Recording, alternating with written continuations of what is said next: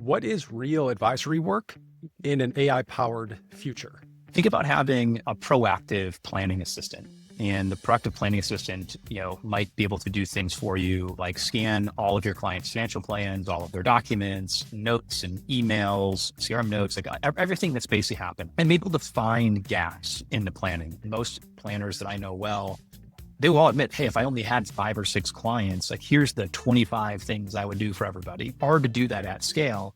And AI will effectively allow you to do all of those things. What should advisors be doing now to stand out or to try to future-proof themselves? What will end up happening is that a single advisor or small team will be able to do what multi-billion-dollar teams do today. They won't have to hire a bunch more people.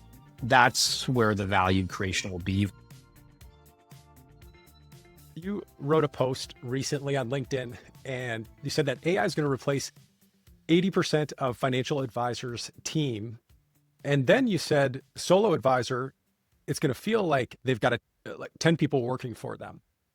But you didn't stop there. You said that advisors who embrace this shift are going to serve more people and operate more efficiently, make more money, and then spend more time doing real advisory work. So just to start there, what is real advisory work in an AI-powered future?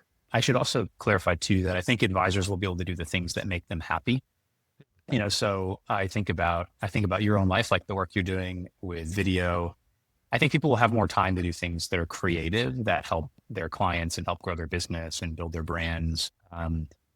Whereas many of them maybe don't have the time to do that today. But as far as like the roles, I mean, think about it this way: our industry is always a little bit late to the party. But what's interesting is we do see actually pretty high adoption. I think it's around 20% of advisors are using an AI note taker. So we're kind of like the first point of entry for most advisors is something very simple, which is just a tool that listens in on your meetings, will transcribe those meetings, kind of create kind of follow-up tasks, maybe even help queue up an email that will go out to a client. Some of them also include meeting preparation. So, they connect to your CRM, they have the historical context of the notes that you've done. And when that next meeting comes up, they're able to kind of go out and say, hey, here's the, agenda that you might want for that upcoming meeting. So, this is about as far as most have. Now, there are also some compliance tools. There's some research tools. There are some other things, but the only one that really has really meaningful adoption today is the sort of note taker. And I think it's great because it really warms people up to what's possible. And it's one where it's pretty low risk with sort of asymmetric return. Like once you start using one and you really go in, you realize I should never take handwritten paper notes really ever again. Like it's better quality listening. My clients feel like they're getting more because, again, almost always we're going to get a nice summary and follow up and more tasks get done on their behalf, right? So I think if you start there, that would have been something that not everybody would have paid for this, but there were plenty of advisors that have like paraplanners that sit in meetings or assistants that sit in meetings and would do that type of work. A non-advisor setting, just a general professional setting, this might be something a chief of staff would have done historically. But most of these AI note takers are probably better at that very task than the human counterparts are. And again, they're always on, always available, never sick, incredibly low cost, like relative to the output, right? You might pay $50 or $100 or something per month, for something that is probably worth a lot more than that. So that's where we start. Now, over time, and it won't take that long, like the rate of change with artificial intelligence is quite interesting because it's not just software. People are building AI tools. It's the fact that the compute itself is compounding. In other words, the hardware is compounding at a very high rate, like much faster than Moore's law. So faster than semiconductors effectively. The models themselves are these model releases are happening sometimes quarterly, 2 or 3 times a year, and there's companies competing on these large models. And so again, a rate of change is just faster than anything we've seen in terms of the evolution, how fast. You think about like smartphones as a proxy, maybe one of the more recent innovations. And, smartphone cycles might be once a year, once every 2 years. Sometimes like as a new iPhone or Android would come out, it was pretty indistinguishable, the difference from year to year. So really you might have to zoom out and look at it 2 to 3 years apart before you see like really big innovations happening. Here we're seeing these massive innovations, leaps, kind of happening every few months and sometimes faster than that. So I think what you're finding is that the ability for other tasks, right, other jobs to be done will just, happen faster than even this sort of AI note taker. And a lot of the work that certainly we're doing at Altruist is thinking about all those different roles that an advisor might want to do. So just give some examples of things that AI will be able to do inside of the next 12 months, probably faster than that, meaning closer to today than 12 months out. Um, but think about having a proactive planning assistant. And the proactive planning assistant, might be able to do things for you, like scan all of your clients' financial plans, all of their documents, all of the notes and emails, CRM notes, like everything that's basically happened, like all of the different data. So structured, meaning in a database; unstructured, just loose notes, scribbles, PDFs, etc. And be able to find gaps in the planning. So like I live in Los Angeles. Like the example I like to give often is we had, nearly 10,000 families lose their homes here earlier in 2025. And a very large percentage, I mean, probably north of 50% were underinsured and many were not insured at all. And yet one of the really bizarre parts is a lot of the folks that had that happen were certainly multimillionaires. I'd say many were multi-decamillionaires. Some were centimillionaires, these were people who had financial advisors, and yet somehow there's a lot of people who didn't have the right insurance, didn't have a plan, and it created a lot of chaos. So I always wonder, how many financial planners are actually really comprehensively looking at the risk of everything happening in their client's life, whether it's their home, their car, umbrella policy, healthcare, whether it's long-term healthcare, or it's like even just like gap policies. I mean, like there's I'd say dozens of critical forms of risk management. And, if you're not really going deep, like your planning assistant could very much identify what these are, could even then query the client or prepare drafts. So it's easy. The advisor can kind of co-pilot this one click and then send out something like, hey, in reviewing your financial plan and, making sure that we're doing the best work for you. We can't find records of the following 2 or 3 things. Would you mind clicking on this link and uploading those documents if you have them, or just saying that you don't, or clicking or following the prompts, right, that you don't. Just especially gathering this data, then being able to analyze the data, present it back to the advisor. Hey, your client Dave filled this out. They provided 3 more documents. Here's where the gaps are. Here's some suggestions on the rate of, coverage they might be most appropriate. Here might even be 2 or 3 places you can find that coverage, right? Some things that, again, maybe a human planning assistant would, could, should do for an advisor that AI will be able to do really, really well, work all the time, proactively, be incredibly good at this and deliver better client outcomes at a very nominal cost. And you could just keep going on and on with like jobs to be done. So, how many people have, if an advisor's not using a rebalancing software, how many advisors are proactively looking at every client account, every position, every tax line, every single day, and making optimal decisions around tax management and client portfolios? Again, we know that less than half of the industry even uses a rebalancer, like a tax smart rebalancer. So there's lots of opportunity for people to drive better after-tax outcomes if only there were a tool, right, that would do this, or again, a person. And these are things that, again, people can, I think most planners that I know well, they will all admit, hey, if I only had 5 or 6 clients, like here's the 25 things I would do for everybody. It's hard to do that at scale.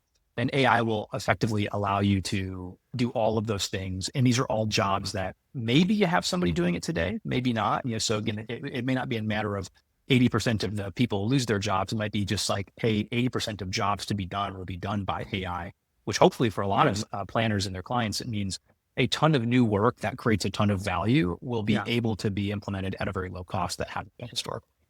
What you kind of said was, I guess there's like a research assistant, a paraplanner, an investment the management person, all of that wrapped up. Do you think it's going to be one platform, one tool, or are we going to be having multiple of these? So you mentioned one thing and we'd have to feed in all of this information automatically. Is this going to be one platform? Like, are these AI note takers going to try to expand and start to do all of these things?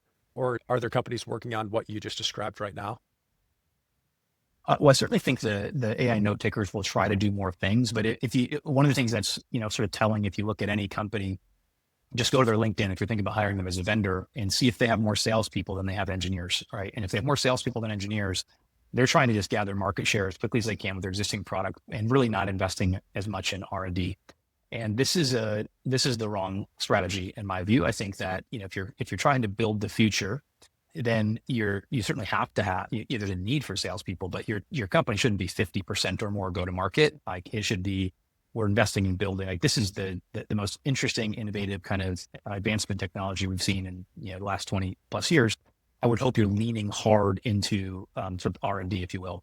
Our approach is very much that. So you've seen us talk very little publicly. I'm just starting to kind of talk more about what we've been building, kind of our thinking. But I do think that there will be really important platform advantages. And this isn't to take anything away from those who, the companies who kind of went out and, started as a note taker. The challenge that they'll have is, if you think about, again, this idea of jobs to be done.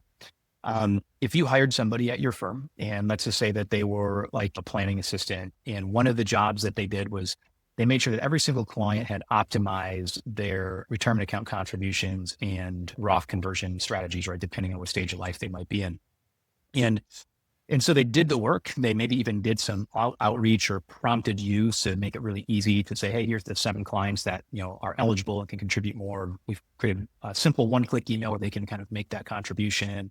The challenge is if someone was an employee of yours and they did that, they would actually do it, right? Meaning, like, if I knew you need to make a contribution to your account, and let's just say hypothetically there was paperwork to be done or something like that to do that, your employee would be able to just download that paperwork, complete the paperwork, send it to the client, receive the signature, send it to the custodian, right? Like whatever work might need to be done.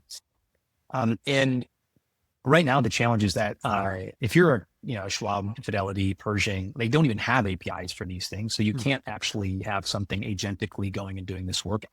At very best, they can help you populate forms that you then have to have your human team take care of. If you're a platform business, like the view we've taken at Altruist is that we are entirely a collection of APIs. 100 plus APIs is how our architecture is built here. So that means that every single job to be done could be done agentically. So we could have agents that do these things, or what do you call them? Kind of like meet your team agents. Lots of different terms people might use, but these sort of agent employees, if you will, they could not only go and have the interaction, gather the data, and they could actually do the work, or they can make it as simple as one click for you. So again, you have to kind of, I think most people, what we're learning is they're more comfortable with, don't let the AI do everything with fully autonomously. They want it to be much more of a co-pilot that does almost everything, but make it one click simple. I don't need a task list of 7 things that now I have to go do manually. Like, that's not that helpful.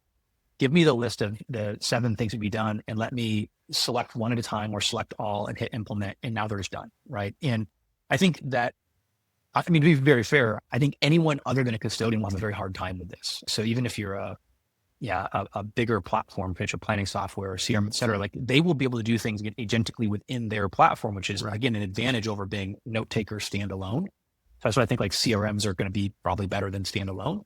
And then I think if you actually want to expand beyond like a lightweight administrative assistant and you want to build these like sort of a team of agents, if you will, those will have to be likely done at the custody level. Because you certainly could make the argument that, the planning software, maybe they might have their own agents, but like the things is like those are already accessible via APIs today. Like you can already, bidirectionally, kind of perform tasks. In theory, companies like us or Apex or others, they might also be able to open our APIs up to these sort of third-party agents if they were built by other companies. I just think it would be very hard for them to understand the workflows. Like, in other words, like we'd have to build very substantial documentation for them to be able to kind of send in things like funding instructions or money movement instructions. And that seems like a much bigger leap than us just building it ourselves, to be fair. So that's my thesis there. I think, again, it's not like there'll still be certainly people who will say, hey, look, the only thing I want is a general purpose assistant, and it doesn't need to be attached to my custodian. That's totally fine. Maybe they're an advice only plan or something like that. But I think there's always going to be a space there. But I think if you're trying to think about like the maximum value creation, you just have to kind of like, if you're an advisor that already has a 10-person team, think of all the things your people do, and then think of the things that could actually be done better, perhaps, and at a much lower cost, with an agent. Those are mostly not going to be administrative in nature. Okay. Now let's go back to the 80% of advisors who maybe aren't even using, or whatever the number was, not using even an AI note taker or getting into this at all. What's kind of the first practical step we should take, even if there's going to be all of this opportunity in the next 12 months of other services and AI that we can use? What would you recommend? Do we get started with one of the AI note takers? Do we hold off and wait till this other opportunity comes to use that? What do you think we should do? Yeah, I mean, I think there's no meaningful harm in using like a standalone, kind of note taker. In fact, the way that we'll build, just to give a little preview into kind of like the Altruist future, is that we will have a totally separate standalone, what we refer to as like a general purpose assistant that will not be attached to Altruist at all. Meaning like it could work if you're an advisor at Merrill Lynch, you could use it. If you're an advisor at any broker dealer, any custodian, RIA, IBD, insurance agent, doesn't matter, right? It'll work for the entire industry, right? So now it'll also natively work and sync in real time inside the Altruist platform. So if someone on the Altruist platform wants to use it, of course, like they're going to have this like amazing tool built in. It's going to be fantastic. But if someone says, hey, look, I just want to have, I want to start gaining some advantages through AI, and I want to change nothing else in how I do business, right? Like we'll have that same product. We think, of course, we think we'll do it a little bit better and, and make the UI a little bit better and the price lower and a number of other things. But I do think like that's a great place for someone to start if they haven't. When is that coming out? It should be this summer. Yeah. So we'll probably start a formal wait list shortly, likely before the end of June or right around, here in June. And so people get a chance to see what it's going to look like. It's pretty cool. We've a whole bunch of this will be like a lot of tech companies, sort of like a year of AI, where I think like everyone's kind of racing to get things out. But we've been trying to be more thoughtful about building really high quality things and then showing them when they're ready versus talking about them without there being vaporware or something like that. But I do think that's like a great starting point for people. Some of the other areas, like when I call it a general purpose assistant, the reason why I think about that is like I think about my own assistant, who's amazing and wonderful if she happens to watch this. But for what are the things I need help with on my day to day? It's more than just note taking, right? It's also making sure my calendar is organized and orchestrated and optimized.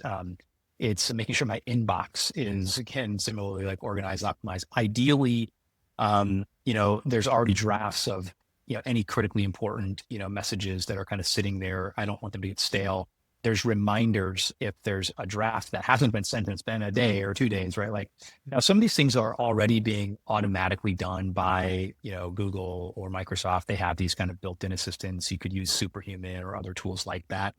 But I do think advisors should, they could either have like an industry specific, so when we think of our general purpose assistant, it'll be more than a note taker, right? Like that's a thing you should do, of course, but like it's all these things that a really great assistant should do. Including making sure your inbox and your calendar and your documents and clients feel hyper appreciated, without you having to do a lot of heavy lifting and meeting preparation, like all of those things really is like that general purpose. But even if someone's not ready to go like all in on general purpose assistant, just start by using something to help you with your email. Use something to help you with your calendar. Use something, right? It's like there's an evolution beyond Calendly, that AI can like make it way better and more pleasant. It actually can be conversational, like literally like the whole going back and forth with email is really hard. It's not if you have AI. Like it's actually really easy, like you can do it really smart and it works well. And again, for those who are willing and able, because some firms have compliance reasons they can't, but if you're certainly an RIA or most independents, a meeting assistant to me seems like a no-brainer as well. So I would start there. I think that's where people get warmed up. It will not be long. Like if we think about it already, there's a lot of people out there who, until ChatGPT came along and it sort of normalized the use of, chat-based natural language AI, people looked at it like it was, black magic or something. I would never let AI do this. I live in California. Every time you turn around, there's a self-driving car cruising around the streets, powered by AI. Most people, myself included, I have my 2 different AI apps on my phone on the main page, primary place I go for things, like kind of bypassing search in many cases now, bypassing YouTube in many cases now, because I used to go to YouTube to learn how to do stuff. Now you can just ask AI and we'll just give you it much more simple. So these are things that have happened in like 12 months. Just wait another 12 months, then wait another 12 months. And what people will find is their comfort level with having things done with AI will just keep getting higher and higher. And so I think that we don't need to go 0 to 100, but people should at least go 0 to 1, and start using these tools. It's the only way you'll get comfortable with it. And the productivity gains, quality gains are amazing.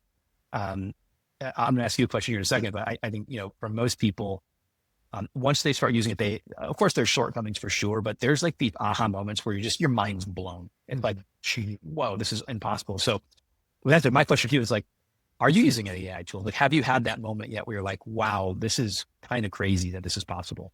Yeah. So I'm at Streamline Financial. I'm mainly focused on the marketing and the sales and product, right? The service. And yes, when it comes to sales, I'm not even uh, taking on new clients, but I've got advisors that are. So they'll record the meetings, and then I created a little sales AI agent based on our 50-page document of everything we would ever say, how we respond to certain things, and that automatically pretty much is the sales trainer for me and for our team. So that was one thing that was like, oh wow, I don't have to watch the 60-minute meeting anymore and give feedback and say, here's what I would do in this part. And we've we'll base it on some of the best books out there that are related to communication and things like that. So that was a cool thing. Also on the marketing side, I'm doing a bunch of videos, or really just one video a week. And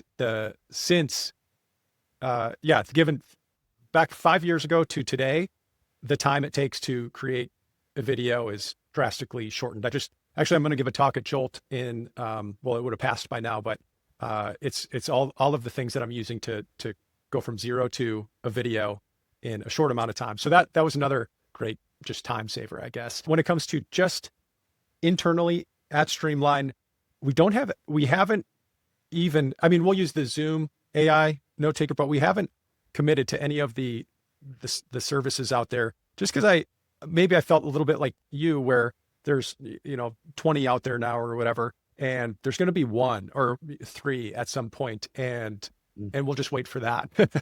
and so or there'll be something better coming out soon, and that's kind of why I was asking that previous question. But we're not working it into our business too much, other than some of these prompts that we're using to help speed up the process.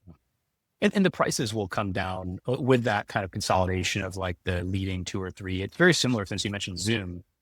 I think 10 years ago, very few advisors were using Zoom regularly, or video for client meetings, and obviously the pandemic accelerated that. And today it's becoming probably the more common method of doing a client meeting or prospect meeting.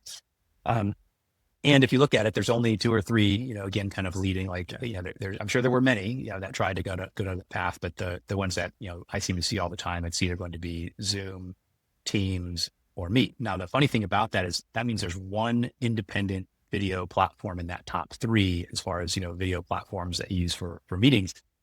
The other two are platforms, much larger platforms, built-in user base, lots of other tools, and they simply launched an integrated, version. The price points came way down. And now it wouldn't make much sense for somebody to go out and say, I'm going to build a Zoom, Google Meet, Microsoft Teams competitor, right? Like, why would you do that? That same thing is likely going to happen here, where, again, like the general purpose or meeting assistant, that's probably in a couple of years, $10 a month product. Today, many of them are, charging $75, $100, $125. The cost of compute, their largest cost of their COGS, outside of like these giant sales teams, is effectively how much they're paying for, AI credits. And that will come down 80 or 90%, for these low latency, like easy tasks, like, meeting transcriptions and notes. So these things are going to come way down. And what you'll find, I think the smart biggest winners will end up being, again, although Zoom's managed to hang on, we use, Google primarily here at Altruist, and, we have licenses for lots of other stuff, but I mean, 90+% of everything we do is within the Google ecosystem: Sheets, Slides, et cetera. As Google, they just recently rolled out Gemini into the G Suite. So now they have, Gemini built in to help you with your documents and your email, your meetings, and it can join your meetings, since it's native to the platform, without showing there's a bot on the screen. Yeah. So I think what you're going to find is like the non-industry specific ones are going to get better. This is sort of like simple verticalization of these broad LLMs. They already have big product suites, which is why I think in our industry, the clear winners are going to be jobs that you replace, because the generic LLMs, right? Like if you look at Google as an example, or Microsoft as an example, they will have all of the functionality, security, et cetera, of a general purpose, like just note taker. They already do. Zoom they already are very similar. There's very little value add, going into the industry specific ones from a security, context customization, integrations. I mean, there's some things there. But is it worth paying 10 times as much or whatever? And that's kind of, I think, something that people will struggle with. But again, Microsoft and Google, et cetera, like they're not going to build a financial planning assistant baked into the G Suite, or Right, to right. Microsoft Teams. Like these are things like that they won't do. So I think, again, platform that's kind of built. I think a really great example of where our industry's heading is, and kind of like the way we think about our product is there's an AI for the legal industry called Harvey. And if you go to harvey.ai, you can kind of go look around. You can see like they've essentially looked at like what are the different jobs that you'd have if you were a law firm. And the Harvey app has 4 different today. I'm sure it'll continue expanding and get better, but 4 different sort of jobs to be done. So it could be a general purpose assistant, note taking, follow up, et cetera, which it does. But then also has things like these smaller proprietary models that are trained specifically on things like legal cases. So it's much easier to identify, here's my case using natural language, find me the 7 or 8 most relevant cases. Why are they the most relevant? It just hyper speeds up like the kind of process of building a case, if you will, as an attorney. And they keep going on and on. They're building more and more jobs to be done, if you will, kind of within that vertical.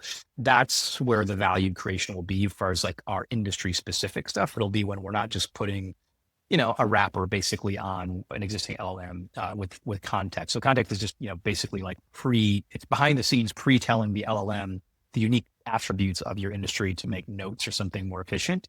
That's not the same as actually building a custom model that's trained very implicitly on all the nuance, like the internal revenue code, CFP curriculum, CFA charter curriculum. Like that's the direction I think that it's going to be worth paying, a material amount of money, because it's going to be, whatever, 1/100th or something like that, the cost of a human being with sort of infinite capacity. To me, that's exciting. That's what we should be excited about. Like the novel stuff is cool, but it'll be, disintermediated pretty quickly. Do you think that the AUM business model is going to survive this transition over the next 5 years, or do you think there's going to be a fundamental pricing shift? I suspect it'll be around longer than we're alive, and healthy for longer than we're alive. I view it kind of like the mutual fund industry. I think, actively managed mutual funds is shockingly a monstrous industry that's generating, tens of billions of profits every year. And it's kind of hard to understand why until you realize like, okay, you've got a lot of distribution in this industry that's just like, in other words, 401k plan, a lot of brokerage firms where they're still primarily selling mutual funds versus moved into things like ETFs and model portfolios. And, so I think like what we'll find, even with ETFs, like one of the things I think that's kind of wild is that we might bulk at advice on an AUM basis, but why are we paying ETFs AUM fees? Like everything we buy at the packaged product is an AUM fee. Why can't advisors be paid AUM fees? So I think like what you'll find is like inertia is going to be a real beast. And it's just going to keep things the way they are for a long time. And then all of a sudden 20, 25, 30 years will go by and we'll start to go, wow, like there's some, what seemed to be, maybe very early signal, but they weren't even trends, will become now predominant trends. So a great example would be like ETF versus active mutual fund. 25 years ago, like it was just like a rounding error, the ETF business. And now you look at the flows and it's like, all flows go into pretty much ETFs. Every year there's net outflows into mutual funds. And it's pretty self-fulfilling, like over the next couple of decades, we'll just see funds continue to diminish, to near zero. On asset management, I think it's hard to argue that personalized investing is not better for clients than our ETFs. So if you could remove all of the friction of personalized investing, meaning like where you own the stocks directly, the bonds directly, et cetera. If you could remove the friction, the complexity, and make the cost be effectively neutral, that would be objectively and demonstrably better for clients. So why isn't that the way things are? Now, I think that might be the way things go. So if I think we're having this conversation, and very old then, I'd be older than you, but we'd both be very old. I think we could be sitting here being like, oh, wow, who'd have thought 30 years from today, it's 2055 and ETFs are kind of dying off, kind of like the mutual funds were. And now people are using these kind of direct investments. AUM fees for advisors may be similar, but I don't know that they'll be replaced by flat fees, what it's worth. I think they'll just be lower fees. So the challenge with flat fees and subscription fees is that, being very, very frank, is that 95% of society doesn't have enough money to even pay. In other words, like the AUM fees are cheaper for them than are the fixed fees. So when I meet a planner that's like, I'm advice only, I charge $10,000 a year. I'm like, I mean, most of my life, couldn't have dreamed of having an extra $10,000 to my own name, much less to pay someone else to like look over what little money I had. So I think that there'll have to be like ways to deliver advice to the masses. This may be where AI can be particularly useful, but I think what it will end up doing is, you know, solving for some of the, problems we have with capacity. Like there's a aging population of advisors, a lot of talk around like a, shortage of talent. I don't think there'll be any shortage of talent. I think that what will end up happening is that a single advisor or small team will be able to do what multi-billion-dollar teams do today. They won't have to hire a bunch more people, and so they'll be able to serve a lot more clients. Just curious, what would you say number of clients you're able to help as a solo advisor? I know it's just making stuff up, but right now it's like the limit for a lot of people is 50, maybe 75 max. But with these tools, we certainly, I'd say we see up to 150 today in Altruist.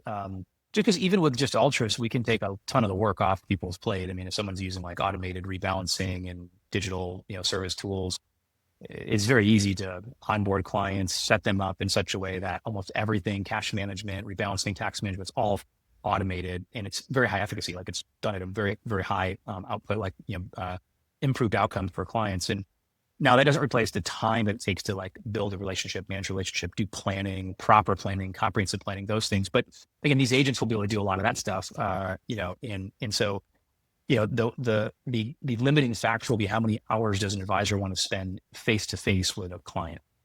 That'll be like the first limiting factor. So in that context, if someone was willing to spend, let's say, just being realistic, like we're not going to put all 2,000 hours a year into FaceTime, they'd probably be burned out. So let's just say they get to 1,000 hours of FaceTime, but they have virtually no time at all outside of that, like the email, the research, the implementation. It's just milliseconds, frankly. If that's the case, if let's just say like their charter is, hey, I want to invest in FaceTime with clients of 4 hours per year, and I'm willing to put 1,000 hours in, I can start 250 clients, right? That's if I didn't have any work to do at all outside of the meetings. And maybe that's not entirely accurate. Like they might still have another 100 or 200 hours of other things and biz dev and other stuff they might need to do. That's why I'd say like the client time might be that much. But here's where we're going. And this isn't like, I think a lot of people, they like to talk about things like as though they understand how these things actually work. But the way these language models work, any of these large models work, the best example I can give people is self-driving cars, specifically Tesla self-driving cars, and not necessarily political, but just using it as like an example of how the technology works. So the software that powers self-driving cars at Tesla is written by AI with no human beings. Now, originally it was written by humans, and the limiting factor to both quality, pace of like making the self-driving better was limited to the feedback loop. They'd write the software, customers, millions of people driving the cars around, doing takeovers. Whenever there's a takeover, you have to take over driving the car, it would trigger alert back to the engineering team. They have to go back and debug and rewrite code. And it was millions and tens of millions of lines of code, became an albatross, right? Until they had enough code and they had enough video images, they were able to train their AI to say, let's let the AI write itself. And now if you have a Tesla, you get an update probably every week or two with like the latest self-driving car software update.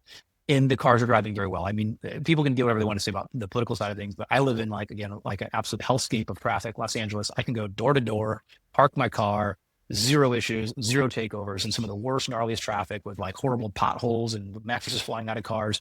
And it's totally safe. It's amazing, right? And Waymos are much the same. It's like a better experience than any Uber I've ever been in. So how is this relevant to advisors in their capacity? Well, what will happen is as you start using these agents, and we're not there yet because no one's built an actual agent for advisors, right? So as these agents come out, I think Altruist will be on the forefront of this, largely because you have to have enough users. It's the same advantage Tesla has. Like you have to have, in their case, millions, in our case, thousands of advisors logging millions of hours with their clients every year. And you can see every single interaction that happens. And you can see when the co-pilot makes a recommendation, the advisor says, actually, let's not do that. And that's a reinforced learning loop that happens. And all of a sudden you get rapid acceleration in the quality of the model. So the models get better and better and better. Eventually the model will be so good, it'll be hard to distinguish the difference between the model and you yourself. So again, using the Tesla self-driving car example, what's really wild is the Tesla self-driving car drives a little bit like a maniac in Los Angeles, because evidently to drive well in Los Angeles, you have to drive a little bit like a maniac, meaning like quick turn signal, boom, switch lanes, like the stuff that is very much how a driver, a real driver, a good driver, even with a high driving score, would drive. Like it's just how it's. It can't do like the driving Miss Daisy slow turn lane, waiting forever for somebody to be nice enough to create the space for them to switch lanes or take an off ramp or on ramp. Same exact thing will happen. The best advisors, the best planners will essentially be training and reinforcing these models. Now, the beautiful thing is that means like someday, just like I'm not sure how far we are from full, true self-driving cars, like fully autonomous, regulatory approval, like literally can be on your laptop chilling, not paying attention to the road, but we're not that far. Like it's happening sometime. Who knows? Could be a year, could be 5 years, but it's probably pretty soon. Advisors will have that same thing, right? There'll be models that get trained based on how they operate, and they'll not just operate at a really high level, meaning like they will be the equivalent of a 99 driver score. These will be like 99 level great advisors, but they'll be trained with the personality and context of the actual drivers, right? Of the actual advisors. So similar to how like, you have to learn to drive a car a certain way and kind of, under those conditions. And so I think the capacity will go way up, because what will happen is like, there'll be a point when a client could interact with, sort of like the Dave AI, if you will, and they won't know the difference. You could actually turn it to be, you could say, hey, listen, for clients that have like, complexity scores under a certain amount, or maybe they're of a certain tier, I want them to get all the benefits of my life of work I've given to clients. And I'm still behind the wheel every day, but I can't be behind the wheel for 1,000 clients. So I'm going to be behind the wheel for maybe 50 or 75 or 100 or something like that. But I'm going to let these other folks actually work with the autonomous version that's trained very explicitly on the way you do things, right? So your context, kind of your tuning, if you will, to the model.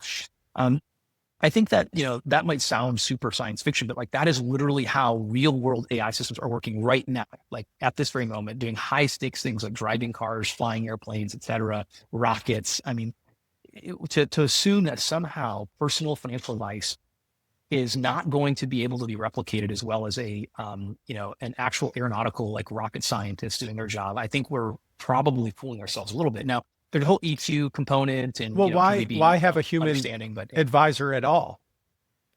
Like people won't want one. That's going to be the reality. I think this is just going to be, again, I'm not going to build this, but somebody will. But we have to hope that they're good people. I think society, there'll be a point where some people will just say, yeah, I'd rather just let the AI do it, and I'd rather work with them. And that's sad in a lot of ways. But that's, I think, if we walk down the street of any, city, you poke your head into the campus of any school and you see people glued to these screens. And who would have thought 30 years ago that a overwhelming majority of the population can't even look at somebody face to face and have a conversation? They have to do it through a screen. But there's a demographic that's their primary modality. That will likely happen with AI and agents. And, I think that it's, I don't think that's good for humanity, but like, I don't think it's going to be that rare for people to say, I'd rather defer to AI to help me with things and even to autonomously do things on my behalf. And there's probably some people already doing it, the early adopters already, there's not a turnkey product, but they're already saying, look, I just don't care. I'm just going to use Anthropic, or I'm going to use Gemini, or I'm going to use ChatGPT. And when I have a question, I'm going to ask it the question, and when it tells me to do something, I'm going to do it, right? And for better or worse, right? But so I think that train's already like getting ready to leave the station, and at some point, we'll kind of be there. The positive though, I think, is that there'll always be some segment of the population that's going to want a human being, even if just like if all the cars can drive themselves, like sometimes it's just fun to drive the car, so I think there'll always be some segment of the population that says, hey, we're good with working with humans. I want those humans to be as good as the AI, but I want them to deeply know and understand me at the personal level, which will be harder for, intelligence to do. So, that's the future, right? And I think it's going to happen in almost every area of knowledge work. Eventually it'll happen with, real world applications. So, manufacturing is already happening with like not humanoids, but like with actual automated, kind of manufacturing robots.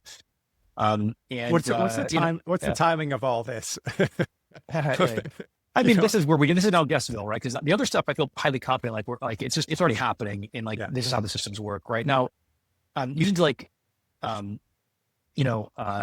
humanoid robots, and I would say, you take like what someone like Elon Musk might say and add 10 years to it. That's maybe consistent with his track record. Like it does get done. takes a lot longer and it may be a lot more complex and maybe not quite as elegant as he might articulate.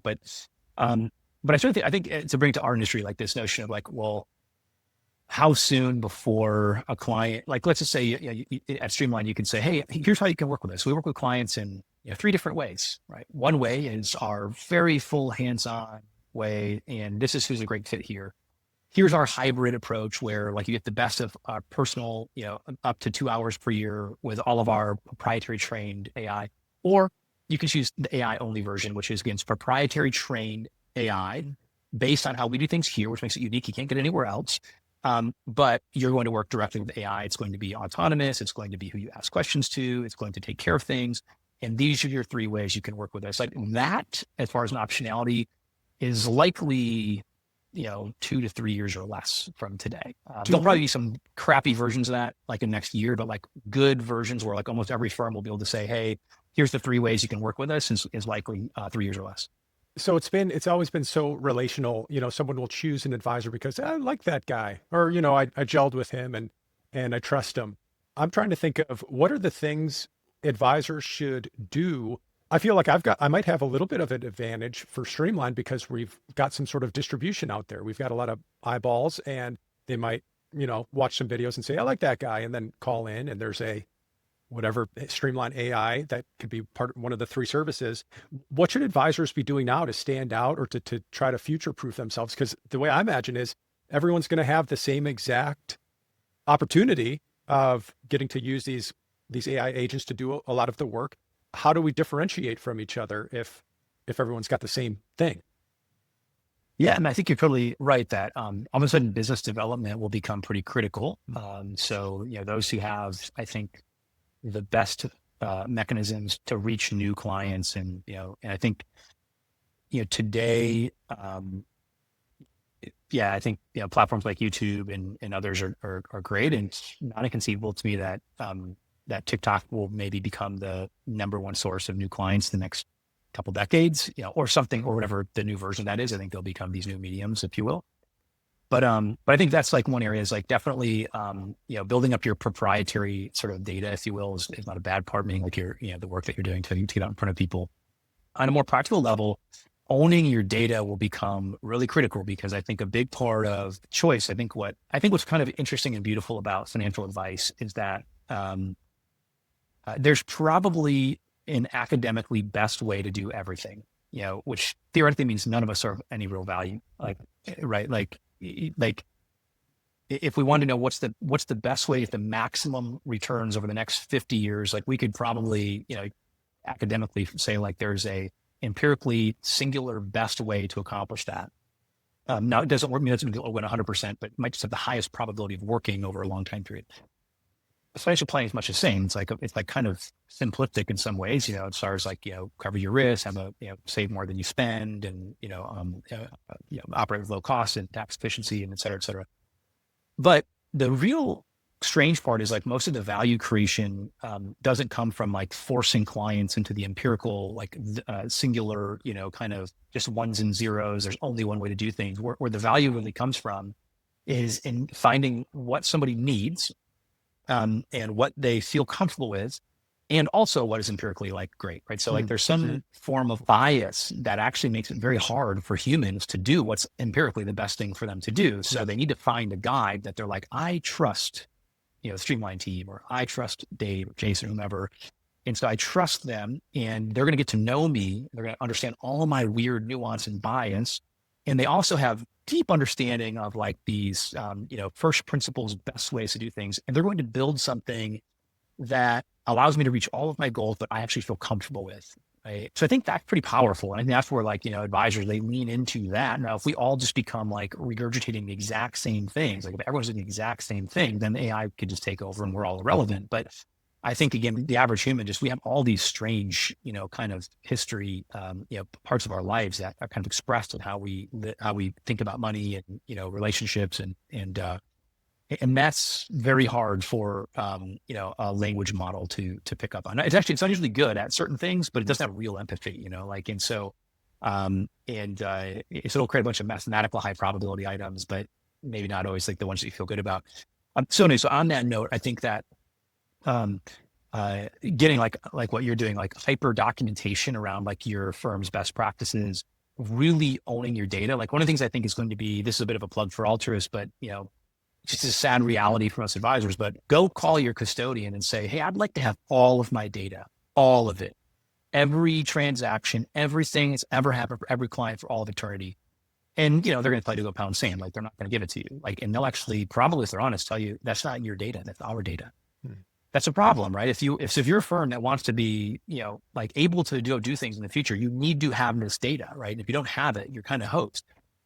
So unless you're a custodian that keeps all of the data and makes it all available to the advisor, they own it. They can do whatever they want. It's their data. Then your data doesn't matter a whole lot, right? So in most custodians, like at best, will give you 2 years worth, and they don't even give it to you. They'll give it to like a third party, and that third party probably has a complete cluster mess of a data pipeline, making it hard to do much with it anyway. So I do think that one of the things that in the next year, certainly we'll do this. I think there's a few other firms doing a good job of this. I've heard good things about Mile Marker. I think there's some others as well. Dispatch, I think, is doing some work on this, but every advisor should absolutely have a data strategy, meaning like all of their data, don't let it sit in e-money forever. Like nothing against e-money, but like anyone who's tried to extract their data from e-money that's used them for like 10 years is like, oh, damn, I can never get it out. It's like Hotel California. And so, I think that's really a problem. And again, modern firms that are going to be killing it in a decade are going to be the ones that are able to train proprietary models to act and behave a lot like they do, but you cannot train these things if you don't actually have your data. And very few advisors really truly have their data. Even the big firms, like I've met with a bunch of like huge deca-billion-dollar firms over the years, and they act like they have a data lake or a data warehouse. And if you actually press them and be like, tell me what's the difference between a data lake and a data warehouse, and like they don't actually know the difference. They don't understand how you have to actually structure your data, make it secure, make it retrievable to train models. There's kind of a new generation of the data lake house, and they don't know what those things are. So they need to find a team that can help them like really take control of that data, because at some point that data will become what allows you to build that third option, the streamlined full AI version trained on 20 years or how many years your firm's been around, like of real client interactions, like everything that's ever happened. Like, how did you respond when a client freaked out when, the tariffs were announced and the market dropped, whatever, thousands of points? Like, you need to be able to train your model on that, but that doesn't exist if you don't actually have that data, right? So, if you have an email archiving system that you use and they want to charge you $100,000 for you to get access to all your old emails, that's a problem, right? But that's literally like how our industry is set up right now, is there's like a lot of like really wonky access to your own data. So I think people have to get pretty religious about owning their data. Wow. Okay. That's something I haven't thought about.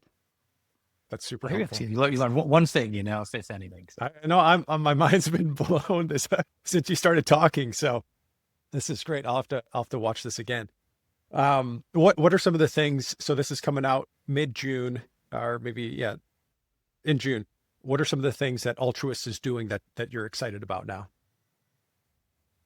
I mean, obviously I'm excited about what we've been building on the AI front. Also, just in general, we have a bunch of big news coming out like late June. So probably right around time when folks are listening to this. I'm probably heavily biased, not probably, I'm absolutely biased, but I like to believe that when we launched around 6 years ago, that we set an entirely new standard for things like design, brand, UX, kind of first principle, digital first thinking. But what's wild is like, our brand's, now 6 years old. Our general UI, although we made some little tweaks over the years, is getting a little bit dated. So really excited about kind of like the next iteration of like the Altruist UI UX, which is going to be coming out this summer, and really excited about that.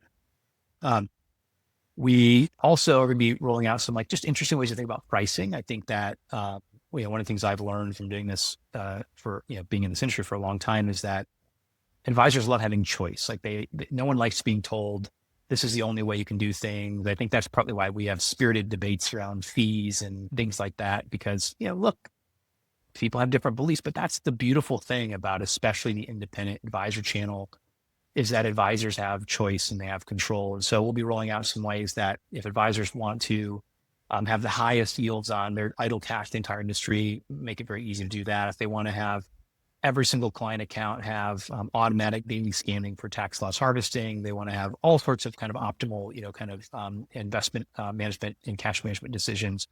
Now they can do those things. They don't have to do it by paying, huge crazy prices, a bunch of third-party software. So just been so big software announcement specifically around creating better client outcomes with more choice, and then kind of a V2 of like the Altruist UI UX, which that's been worked on for over a year, and then similar like our AI products we've been working on for quite a while, and have not just products, but we've also a few fun things too, like that we've kept under the radar, but we'll come up for air and kind of reveal those. So great timing to be talking with you because we have a lot going on June and July.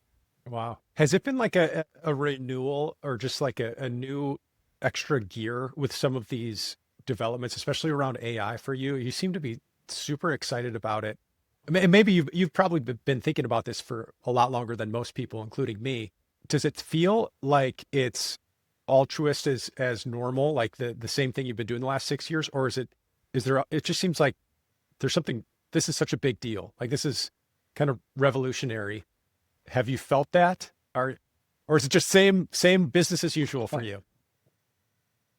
Yeah, well, I mean, there's elements of like, so I'd say there's Altruist is really interesting in some ways because on one hand, as a custodian, nothing is new, right? Meaning like, precisely exactly what you have to build. Like it's a lot of software companies, like you have to take a lot of chances, hope to find product market fit. But as a custodian for us, like the basic custodial model is incredibly clear. Here's the account types, here's the security types, like here's the required integrations, right? So there's an element, of course, of what we do where it's like you stay laser focused on executing against those basics because we're probably like 90 to 95% of all those features in place, but we have a few things to build yet. Margin, support for alternative assets, check writing and debit cards, attached to accounts. Like, I'd call these things like basics, like we don't do yet, but we have teams working on a bunch of improvements around trading, integrations, things like that. So that part, of course, like laser focus, right? But no, you're totally right. Like, I mean, I feel like, I just wish I was like 20 years old again, to be honest. Like I'm glad that I still have enough left in the tank, because if you're someone who really loves technology, and that's how I got started in this industry. I was building algorithms for trading 25 years ago. Most of those that we were trying to build were genetic algorithms. And, essentially we were trying to build AI before you had the compute and latency. You couldn't do it. Like the hardware wasn't there yet. And the speed at which data could travel was not there yet. So those things are here today, like right now. And all the things that I could have dreamed were possible, 25 years ago are now very much real and possible. And they're accelerating at a rate like that I can barely comprehend. When I think about like Altruist, although we have the basics to do, I do think that like as a company, I'm definitely all in. Like we are going to be an AI first company, going to be embedded into everything we do internally, externally, meaning like the product advisory to use, like it just will be like everywhere and in a good way, like take over, like, society type of weird way. But, that's probably why I also believe like, if there certainly will be great other tools built for sure. But I do think that if a platform like ours can go fast and be an industry leader, the things that are possible today will just blow people's minds, or that will be possible, I should say, maybe in the next year. And I realize like, this is hard to say, this is a bit tongue in cheek, we are definitely not the right fit for every firm today. Like there's things we can't do that firms need to have done. Like, so we're not there yet. What makes me incredibly excited, like jump out of bed, excited to get to work. I mean, my workaholism is like in overdrive lately because I'm like pretty convinced that it will be like a real disservice to any client to have their money anywhere else than Altruist, like pretty soon, like probably inside of 2 years, maybe it takes 3 years, but like we're not very far away. And so I just kind of feel like a deep amount of responsibility that to get this right, like meaning like get the core product right, get the AI right, like integrate these things really, really well. because the outcomes that will be possible for clients will just be so much better than someone will be able to put together by like cobbling together a bunch of tech on top of like another custodian. And so, and I don't know that I would have been able to say that entirely without sort of the way that AI can enable things, because a big part of that is like effectively, if you think about internal use cases, this will allow us, we're still young enough that we don't have 50 years of like legacy operational debt or technological debt. So we can go quickly and we can build essentially advantages across every single layer of the business. You know, whether it's our corporate finance team, whether it's our people team, it's our customer support team, it's our clearing ops team and compliance teams, like every team, I think we can make those teams, 50, 60, 70, 80, 90% better and more efficient than any other custodial platform out there. What that rolls up to is incredibly efficient, kind of operating margins. So we've never had to spend a lot of sales and marketing. We've had mostly inbound because it's been a well-received product. But at scale, like where the real advantage is if we can operate for some fraction of what the large players can operate at. And all of a sudden now we can give all of that back to customers in a way that makes it impossible for someone to get the same outcome for their clients. So whether it's yield on cash, fractional shares with no minimum cash percentage, integrated tools for the absolute best after-tax experience for every single client, AI tools for advisors allowing them to do 2, 3, 4, 5, 10 times as much work without having to, deploy additional kind of human or financial capital. And those things all compound into like this world where, the end client outcome is insanely good. Like it's just so much better than what it could be in any other kind of circumstance. And that's, I think, so necessary because most of the technology innovation in finance has been consumer facing, it's been for advisors.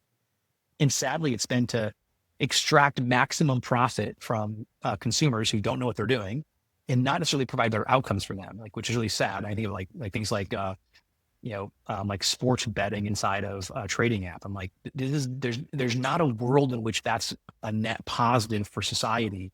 It's only good for shareholders of that platform.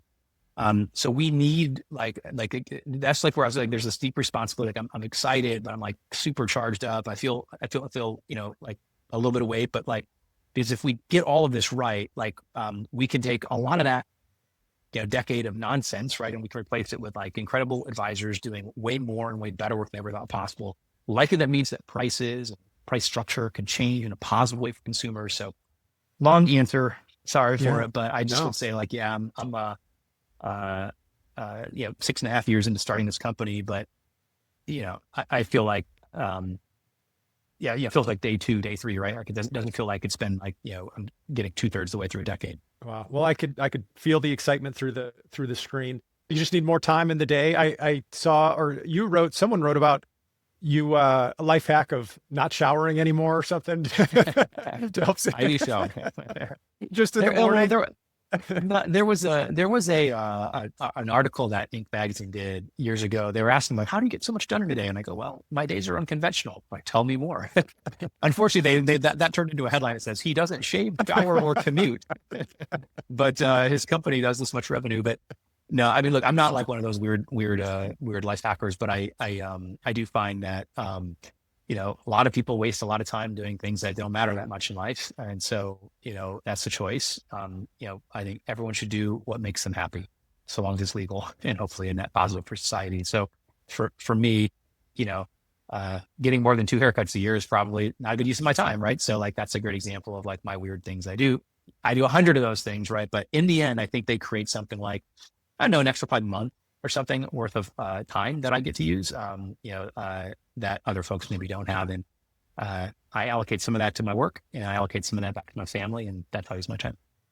I love it. I didn't know that about the haircuts. So are you go extra long? Yeah, and then this is like, a couple months, 2-3 months in, and that's why people see the pictures of me from time to time. Sometimes it's very long, sometimes it's really, really short, and then it's in between. And, but yeah, it's,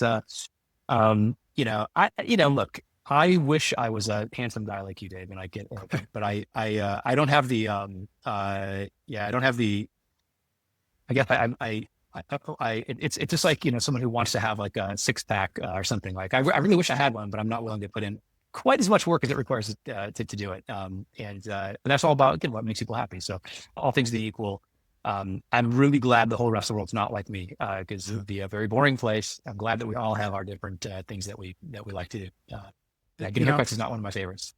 You're a fascinating guy. I was just thinking about you before I got on the call because and this is a stereotype, but a Michigan guy, kind of humble beginnings, and then building these companies and being quite successful.